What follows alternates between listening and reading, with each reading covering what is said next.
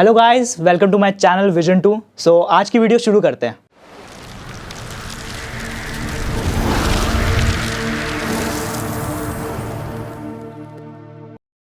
आज मैं एक्सप्लेन करने वाला हूँ the autopsy of Jane Doe की कहानी को, जो कि काफ़ी हिट रही।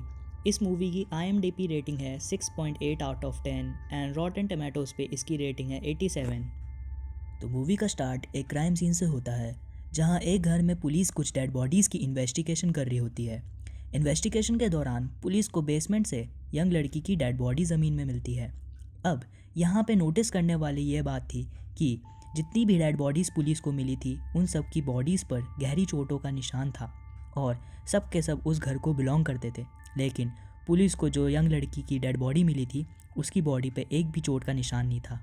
और उससे भी हैरान कर देने वाली बात यह थी कि वो उस घर को बिलोंग भी नहीं करती थी। अब पुलिस को ना तो उस लड़की का नाम पता था और ना ही उसके बारे में कोई जानकारी थी, तो इसलिए पुलिस उस लड़की का नाम जेन डो रख देती है। पुलिस उसकी डेड बॉडी को ऑटोप्सी यानी कि पोस्टमार्टम के लिए भेज देती है। इसके बाद हमें एक लड़का ऑस्टिन और उसके फादर दिखाए जाते हैं, जो कि दोनों एक जली हुई डेड बॉडी की ऑटोप्सी यानी पोस्टमार्टम कर रहे थे। असल में ये काम इन दोनों बाप बेटे का प्रोफेशन था। उनकी फैमिली में पिछले काफ़ी अरसे से सब यही काम कर रहे थे, तो इसलिए उन्होंने अपने घर के बेसमेंट को ही ऑटोप्सी रूम या फिर मॉर्ग बनाया हुआ था। फिर कुछ टाइम बाद ऑस्टिन की फ्रेंड उसे मिलने आती है और ये दोनों उस टाइम मूवी देखने जाने वाले थे। लेकिन जाने से पहले ऑस्टिन की फ्रेंड एक डेड बॉडी को देखने की जिद करती है। तब ऑस्टिन के फादर कहते हैं कि मॉर्ग की कोई भी डेड बॉडी को तुम चूज कर लो। अब ऑस्टिन की फ्रेंड जिस डेड बॉडी को देखती है, हम देखते हैं कि उस डेड बॉडी के पाँव में एक छोटी सी बेल बांधी गई थी। ये देख के ऑस्टिन की फ्रेंड उनसे इस बेल के बारे में पूछती है, जिस पे ऑस्टिन के फादर उसे बताते हैं कि पहले के लोग ये समझ ही नहीं पाते थे कि लोग मर गए हैं या फिर वो कोमा में हैं, तो इसलिए वो लोग डाउटफुल इंसान के पाँव में ये वाली बेल बांध दिया करते थे, जिससे होगा ये कि अगर वो इंसान थोड़ा भी मूव करेगा तो इन लोगों को पता चल जाएगा। अब ऑस्टिन और उसकी फ्रेंड जैसे ही वहाँ से जाने वाले होते हैं, तभी वहाँ पे पुलिस आ जाती है जेन की बॉडी को लेकर, और पुलिस ऑस्टिन के फादर को कहती है कि उन्हें इस डेड बॉडी की ऑटोप्सी रिपोर्ट कल सुबह तक चाहिए। अब ये सुन के ऑस्टिन अपनी फ्रेंड को कहता है कि अभी मैं तुम्हारे साथ नहीं आ सकता, क्योंकि मुझे अपने फादर की हेल्प करनी है, हम रात के किसी शो में चले जाएंगे। अब ये बात समझाकर ऑस्टिन अपनी फ्रेंड को वहाँ से भेज देता है। इसके बाद वो दोनों बाप बेटे फिर से ऑटोप्सी यानी पोस्टमार्टम के लिए रेडी होने लगते हैं। अब दोनों बाप बेटे जेन की ऑटोप्सी करते हुए काफ़ी हैरान नज़र आ रहे थे, क्योंकि उसके हाथों की कलाइयाँ और पाँव की हड्डियाँ टूटी हुई थी और उसका एक मोलर टूट भी गायब था। लेकिन इसके बावजूद भी उसकी हालत बिल्कुल ताज़ा थी, यानी कि उसकी बॉडी पे एक भी चोट का निशान नहीं था। और वो ये देखते हैं कि उसके इंटरनल बॉडी पार्ट्स जैसे कि लंग्स बहुत ही बुरी तरीके से जले हुए थे। इसके अलावा कुछ ऐसे भी इंटरनल पार्ट्स थे जिसमें कट्स लगे हुए थे। इंटरनल पार्ट्स का ये हाल था, लेकिन बाहर से उसकी डेड बॉडी बिल्कुल ठीक थी। अब यहाँ पर सवाल ये उठता है कि उसके इंटरनल पार्ट्स इतने ख़राब कैसे हो सकते हैं। अब उसकी बॉडी को देख के ऐसा ही लग रहा था जैसे कि उसकी डेथ रिसेंट किसी टाइम में हुई थी। लेकिन ऑस्टिन के फादर देखते हैं कि आइस तो धुंधली हो चुकी है, यानी जेन की मौत बहुत पहले ही हो चुकी थी। एग्जामिन करते हुए उसके फादर को जेन के पेट के अंदर एक प्लांट भी मिलता है, जिससे कि किसी भी बॉडी को पैरालाइज किया जा सकता है, वो भी पूरी तरह। इस दौरान ऑस्टिन के फादर को हॉल में से किसी चीज़ की आवाज़ सुनाई देती है। जब ऑस्टिन के फादर उस आवाज़ को फॉलो करते हुए हॉल में जाते हैं, तो उन्हें अपनी बिल्ली वहाँ पर मरी पड़ी मिलती है, जिसकी वजह से ऑस्टिन के फादर काफ़ी अपसेट हो जाते हैं, क्योंकि ये बिल्ली उनके पास उनके वाइफ की आखिरी निशानी थी। ऑस्टिन बार बार अपने फादर को एक ही बात कह रहा था कि आज हम इसकी ऑटोप्सी को यहीं रोक देते हैं और कल कर लेंगे। लेकिन ऑस्टिन के फादर उसकी कोई बात नहीं सुनते और जेन डो की ऑटोप्सी दोबारा से करने लगते हैं। आखिर में उनको जेन डो के स्टमक में से उसका मिसिंग मोलर टूथ मिल जाता है, जो कि एक कपड़े में लिपटा हुआ था। तब ये देख के बाप बेटे बहुत कंफ्यूज हो जाते हैं, क्योंकि किसी के भी दांत को निकाल कर एक कपड़े में बंद कर उसी को खिलाना क्या मतलब हो सकता है। फिर ऑस्टिन के फादर जेन डो की स्किन को काट कर अलग कर देते हैं और वो देखते हैं कि जेन डो की स्किन के अंदर अजीब से काले रंग के सिंबल भी बने हुए थे और साथ साथ कुछ लिखा भी हुआ था, और सेम सिंबल और राइटिंग उस कपड़े पर भी थी जिस कपड़े पे जेन डो का मोलर टूथ लिपटा हुआ मिला था। इसी दौरान वहाँ सारी लाइटें ऑफ हो जाती हैं, जिसकी वजह से वहाँ पर अंधेरा हो जाता है और ऑस्टिन के फादर लाइट जलाते हैं और वो देखते हैं कि जेन डो की बॉडी के अलावा सारी डेड बॉडीज मिसिंग हुए। लेकिन तभी कोई एंटिटी ऑस्टिन के फादर पर अटैक कर देती है, जिसकी वजह से ऑस्टिन के फादर इंजर्ड हो जाते हैं। इसलिए वो दोनों बाप बेटे वहाँ से भागने की कोशिश करते हैं, लेकिन तभी वो देखते हैं कि ना तो लिफ्ट चल रही थी और मोबाइल में नेटवर्क भी बिल्कुल नहीं आ रहे थे। उनके बेसमेंट पे दूसरा रूम भी था जो कि जाम हो चुका था, क्योंकि बाहर काफ़ी तेज़ तूफान आ रहा था, जिसकी वजह से एक ट्री उस डोर पर गिर जाता है।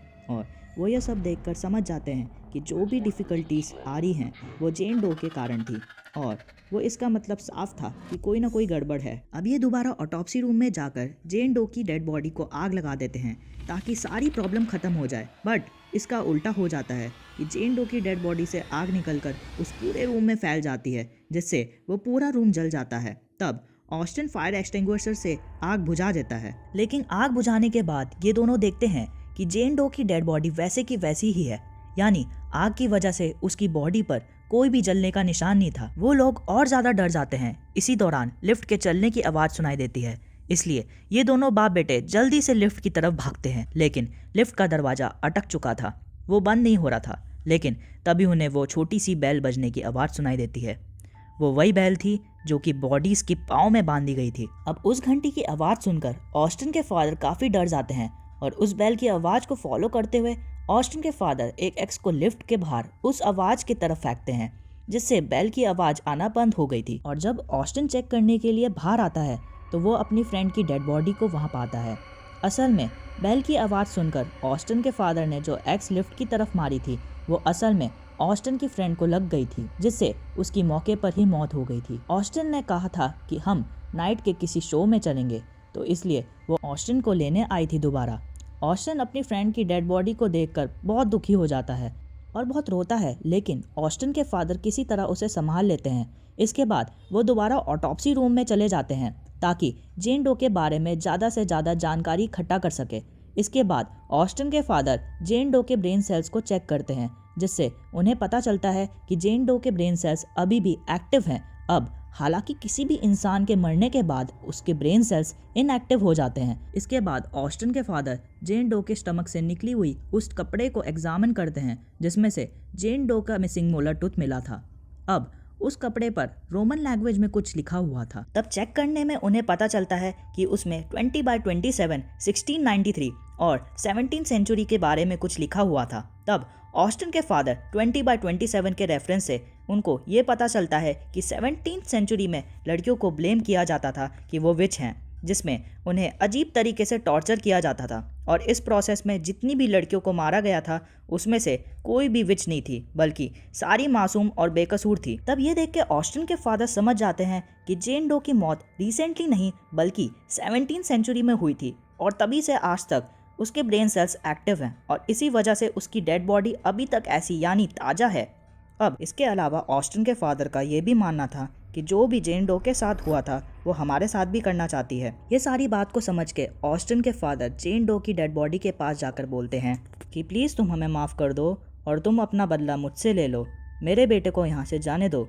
अब ऐसा कहते ही ऑस्टिन के फादर की कलाइयाँ और उनके घुटनों की हड्डियाँ टूटने लगती है और उनके बॉडी के इंटरनल पार्ट्स भी जलने लगते हैं। अब ऑस्टिन के फादर से ये पेन बर्दाश्त नहीं हो रही थी, इसलिए वो ऑस्टिन को कन्विंस करते हैं कि प्लीज़ बेटा मुझे मार डालो। अब ऑस्टिन रोते हुए अपने फादर को इस तकलीफ़ में ना देखते हुए एक नाइफ से उन्हें स्टैब करके मार डालता है। और इसके बाद हम देखते हैं कि ऑस्टिन के फादर जैसे ही मरते हैं तो जेन डो की बॉडी अपने आप हील हो जाती है, और इसके बाद ऑस्टिन वहाँ से बाहर जाने का रास्ता ढूंढने लगता है, और ढूंढते ढूंढते वो आ जाता है एटिक में।